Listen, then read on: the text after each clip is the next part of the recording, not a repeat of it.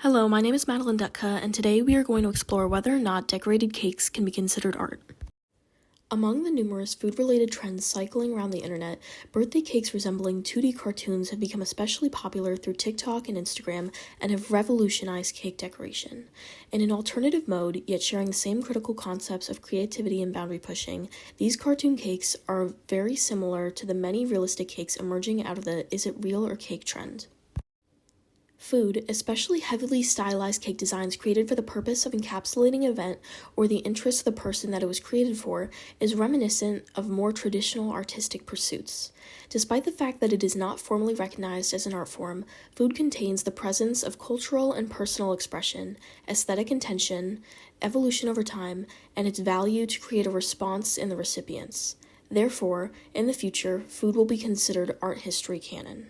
Backing my thesis, I have 4 points of reasoning that connects cakes to essential characteristics of traditional art. The first is cultural and personal expression.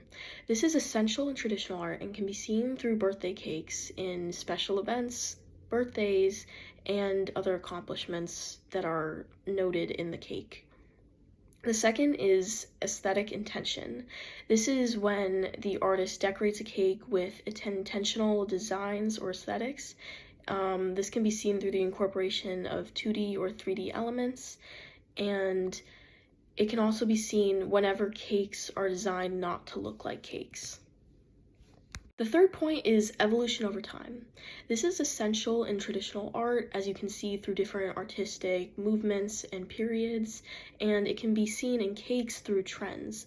There are different flavors and different decoration styles that can be seen blowing up online, like the realistic cake styles, and the one image that I'm exemplifying is the 2D cakes that are reminiscent of modern video games.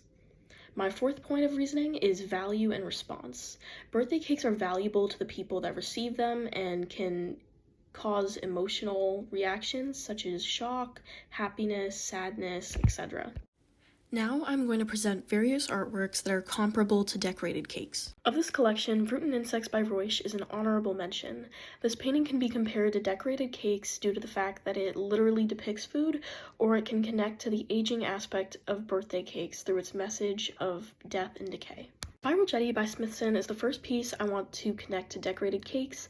Similarly to Fruit and Insects, it is this piece's purpose of portraying transformation and the cycle of life that connects it to birthday cakes and age. Additionally, this piece itself strays from traditional art through the land or earth art movement in the same way that food art does. The anthropomorphic stele is comparable to cakes in the sense that it memorializes an individual.